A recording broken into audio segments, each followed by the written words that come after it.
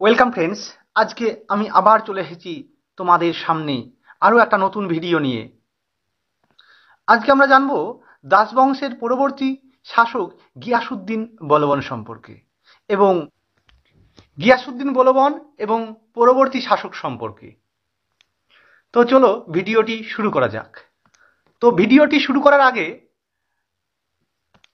দর্শকদের প্রতি একটা আমার বিশেষ প্রশ্ন আছে। আমরা শুনেছি যে শ্বশুরের টাকায় জামাই রাজা হয়, কিন্তু কেউ কি দেখেছি যে এমনও আছে উদাহরণ সমাজে যে শ্বশুরই জামাইয়ের টাকায় রাজা হয়েছে? হ্যাঁ, সেটাই আজকে প্রমাণিত হয়েছে আজকের ভিডিওতে।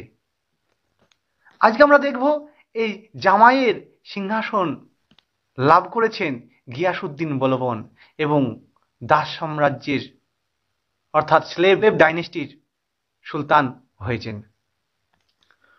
প্রথমে বলে রাখি, এই গিয়াসুদ্দিন বলবান যে অনেক বল ছিল, যার শরীরে অনেক বল, তাই তিনি 1266 সালে সিংহাসনে বসেছিলেন। তার কন্যার বিয়ে দিয়েছিলেন নাসিরুদ্দিন মাহমুদ। মনে প্রশ্ন জাগতে পারে না, এই নাসিরুদ্দিন মাহমুদ কে? আরে এই নাসিরুদ্দিন মাহমুদ যে নাসিরুদ্দিন ইল্লতের ছেলে ছিল না, ইল্লত ইল্লত রাজা ইলতুৎমিশের ছেলে নাসিরুদ্দিন। সেই নাসিরুদ্দিন ভালো ছেলে, কিন্তু ভাগ্যের পরিহাসে একটা যুদ্ধক্ষেত্রে প্রাণ গিয়েছিল। পরবর্তীকালে এই নাসিরুদ্দিন তার ছেলে নাসিরুদ্দিন মাহমুদ সুলতান হয়েছিলেন এবং এই নাসিরুদ্দিন মাহমুদের সাথে আমরা দেখতে পাই গিয়াসুদ্দিনের মেয়ের বিয়ে হয়েছিল। সম্পর্কে তো গিয়াসুদ্দিন বলবান শ্বশুর মশাই হচ্ছে, তাই নাসিরুদ্দিন মাহমুদ কি করলেন না, তো ওনাকে বললেন ঠিক আছে গিয়াসুদ্দিন বলবান তুমি আমার উজির হয়ে যাও। উজির নামক একটা পদ দিয়ে দিলেন। নাসিরুদ্দিন মাহমুদের কোনো সন্তান নেই, নিঃসন্তান অবস্থায় মারা গেলেন। তখন শ্বশুর মশাই বললেন এই তো সুযোগ পেয়েছি নাসিরুদ্দিন, তুই আমার জামাই হতে পারিস, এবার যে আমি তোর সিংহাসন দখল করব। এই হলো সিংহাসনের লিপ্সা। এইভাবে গিয়াসুদ্দিন বলবান নিজের বল প্রয়োগ করে 1266 সালে সিংহাসনে বসলেন। আরে 1266 সালটা খুবই সহজ মনে রাখার জন্য। 6 বলে 6টা ছক্কা মারতে আমাদের প্রচুর বল দরকার হয়, তাই তো 6 ছক্কা 600 1266। জানো ছোটবেলায় এই গিয়াসুদ্দিন বলবানের কি নাম ছিল? আরে বাহাউদ্দিন। ওকে সবাই বাইয়া নিয়ে বেড়াতো, গরু বাহাতো, রাখালের মতন গরুকে বাইয়া দেয় না, সেই রকম গিয়াসুদ্দিনকে বাইয়া, তাই বাহাউদ্দিন। বসরার খাজা জামাল উদ্দিন, ওই জামাল, জামাল কুতু গানের নায়ক জামাল উদ্দিন দাস হিসাবে কিনে নিয়েছিল। বললাম এটা দাস সাম্রাজ্য বলছি, দাস, স্লেভ ডাইনেস্টি, স্লেভ। আর সবাই এখানে আমরা দেখছি স্লেভ, কেউ কারো কাছে বিক্রি হয়েছে এইরকম। তো ইলতুৎমিশের কাছে বিক্রি করে দিয়েছিল এই গিয়াসুদ্দিন বলবানকে। 1266 সাল দিল্লির মসনদে বসেন গিয়াসুদ্দিন বলবান। গিয়াসুদ্দিন বলবান দিল্লির মসনদে বসে তিনি প্রথম কাজ করলেন সেটা হলো এই বন্দেগানি চেহেলগান। এটা তো চলবে না, কারণ এই চেহেলগান 40 চক্র, যেখানে 40 জন অভিযাত্রা থাকতো, ইলবাড়ি তুর্কিরা, এরাই তো সুলতান রাজিয়াকে সিংহাসনচ্যুত করেছিল। কবে হয়তো আমাকেও সিংহাসনচ্যুত করতে পারে, এই ভয়ে তিনি এই বন্দেগানি চেহেলগানকে বাদ দিয়ে দিলেন। আর কি করলেন, দিল্লির নিকটে একটা দস্যু দল ছিল, সেই দস্যু দলের নাম হলো মেওটি। আরে মেওটি অনেকটা মেয়ে ছেলের মতন দেখতে, তারই জন্য তো ওর নাম মেওটি দস্যু। ওরা দস্যু ছিল, এদেরকে দমন করলেন। কি নীতি গ্রহণ করলো জানো? রক্ত লোহ নীতি, অর্থাৎ খুন পাসিনা ঝরাবো, রক্ত ঝরাবো, লোহ ঝরাবো শরীর থেকে, অর্থাৎ কাতাল করবো তাদেরকে। এইভাবে রক্ত লোহ নীতি গ্রহণ করলেন। এরপর 2 বছর পরেই 1268 সালে জাদ বা লবণ পর্বত অঞ্চলে বাস করত খাক্কার উপজাতি, খেকির মতন উপজাতি, সেই লবণ পর্বতে থাকতো, খ্যাক খ্যাক খ্যাক খ্যাক করে উঠতো মাঝে মাঝে। গিয়াসুদ্দিন বলবান বলল না, এই খেকিদেরকে আমাদেরকে দমন করতে হবে, আমাকে যায়, আমার শক্তি আছে, প্রচুর বল আছে। খেকি উপজাতিদেরকে দমন করে দিলেন 1268, মাত্র 2 বছর পরে। আর এই গিয়াসুদ্দিন বলবান নিজে খুব বড়াই করে বলতেন, আরে আমি হলাম নিজের নায়েবেতি খুদায় জিল্লাহ বলে নিজেকে ঘোষণা করেছিলেন। আমি নায়েক, আমি নায়েব এবং আমি খুদা, আর আমি হলাম জিল্লাহ, আর আমি হলাম পারসিক শাসনীয় রাজবংশের ঐশ্বরিক অধিকার, তত্ত্বকে অনুসরণ করি। এই কথাটা মনে রাখতে হবে, 3টে জিনিস খুব ইম্পর্টেন্ট। পারসিক দেশ থেকে তিনি ধার করেছিলেন একটা প্রথা, নাম হলো সিজদা। আরে সিজদা, নতজানু হয়ে প্রণাম করবো, সিজদা করা বলে এটাকে। আর পাইবস মানে পদচুম্বন করব, সিংহাসনে পদচুম্বন, পাইবস। তাহলে যার বল আছে তাকেই তো সিজদা করতে হয়, তাকেই তো পাইবস করতে হয়, পায়ে বসতে হয় তার।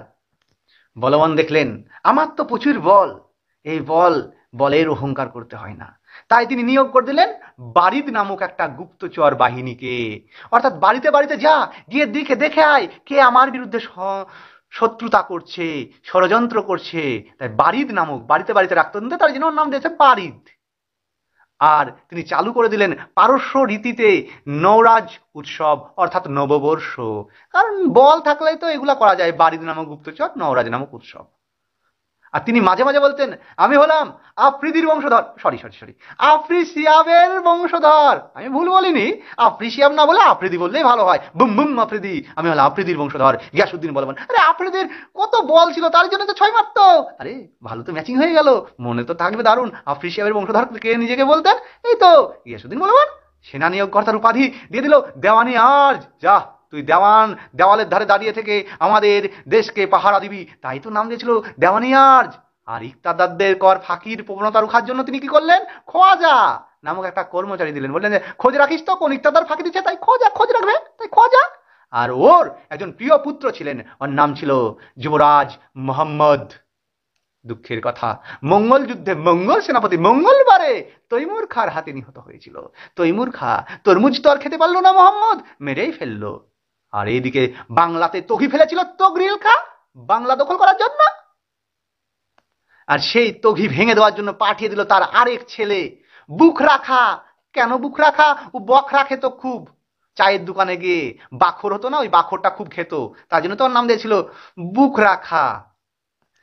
গিয়াসুদ্দিন বলবান বুখরা খাকে পাঠিয়ে দিল তগরিল খাকে মাছ ধরতে আর দিস না, 1281 খ্রিস্টাব্দে পাঠিয়ে দিয়ে হারিয়ে দিল এবং বাংলার গভর্নর পদে নিযুক্ত করে দিলেন তাকে। তার সভায় অলঙ্কৃত করতেন একজন মহাপণ্ডিত, নাম আমির খসরু। ভুলে গিয়েও যেন আমির খান বলে দিও না, আমির খসরু। ওই আমির খসরু কি তৈরি করেছিল, সিতার আর তবলা। এই তো সিতার আর এটা তবলা, এটা তৈরি করেছিল, আবিষ্কার করেছিলেন। আর ওকে বলা হয় হিন্দুস্থানের তোতা পাখি। আমির খসরুকে হিন্দুস্থানের তোতা পাখি বলা হয়। ঐতিহাসিক হাসান নিজামী, হাসান নিজামীর তাজুল মাসির বলে একটা বই লিখেছিল না, হাসান নিজামীর নিজের মাসি তাজুল মাসির, এই বইটা লিখেছিল। সেই হাসান নিজামীও তার সময়কার লোক। আর তিনি তার পুত্র বুখরা খাকে একটাই কথা বলতো বারে বারে, ওরে বুখরা, রাজপথ স্বৈরাচারিতার প্রতিমূর্তি, kingship is the embodiment of despotism, এই কথাটা মাঝে মাঝেই বলতো। তাই তো স্বৈরাচারীরই তো প্রতিমূর্তি হবে। 1287 খ্রিস্টাব্দে মৃত্যুর পূর্বে গিয়াসুদ্দিন বলবান বলেছিল যে মোহাম্মদের নাবালক সন্তান কায়ির খসরুকে যেন উত্তরাধিকারী মনোনীত করে যায়। কিন্তু ফখরুদ্দিন, কোতোয়ালের নেতা ফখরুদ্দিন বললেন, হেই কাই খসরু, গায়ে পচা খসরা, চুলকেনি, সব লোককে দিয়ে দিল্লি সিংহাসন চালানো যাবে না। এক কাজ কর, বুখরা খানের পুত্র মইজুদ্দিন কায়কোবাদকে দিল্লি সিংহাসনে বসা। বুখরা খানের পুত্র কায়কোবাদ বসেন। কায়কোবাদের প্রাসাদের নাম হলো কিলোঘিরি। আর এই কায়কোবাদ, তার একজন উচ্চাকাঙ্ক্ষী প্রধানমন্ত্রী ছিলেন, নাম হলো নিজামুদ্দিন, যাকে পরবর্তীকালে এই কায়কোবাদই হত্যা করেছিল। আর নিজামুদ্দিন হত্যা করেছিল ওরই জেঠুর ছেলে, কে না তো এই কাই খসরু, খসরু খসরা পচা, একে হত্যা করেছিল। পরবর্তীকালে এই কায়কোবাদ বৃদ্ধ অবস্থায় পক্ষাঘাত প্যারালাইসিস হয়ে গেছিল এবং কায়কোবাদের 3 বছরের পুত্র কায়ুর মাসকে সিংহাসনে বসিয়েছিল।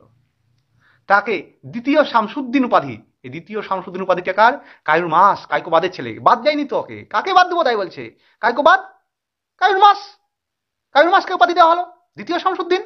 আর চৌতুরা নাসির প্রাসাদে তাকে অভিষেক করা হলো। আর এই কায়ুর মাসের তিনি ছিলেন জালালউদ্দিন ফিরোজ খলজি। এই জালালউদ্দিন ফিরোজ খলজি কি করলেন, কায়ুর মাস অর্থাৎ, আর এই জালালউদ্দিন ফিরোজ খলজি কায়ুর মাসের বাবা কায়কোবাদকে বন্দি করে যমুনার জলে নিক্ষেপ করলেন। অবশেষে কায়ুর মাসকেও হত্যা করলেন এবং দাসবংশকে নিশ্চিহ্ন করে এক নতুন বংশের সূচনা করলেন। এটা ইতিহাস আমরা খলজি বংশ নামে জেনে থাকি। তো আজকে আমরা জানলাম শেষ পর্ব সম্পর্কে। নেক্সট ডে থেকে আমরা নতুন অধ্যায় খলজি বংশ শুরু করব। তোমরা দেখতে থাকো পরবর্তী অংশ।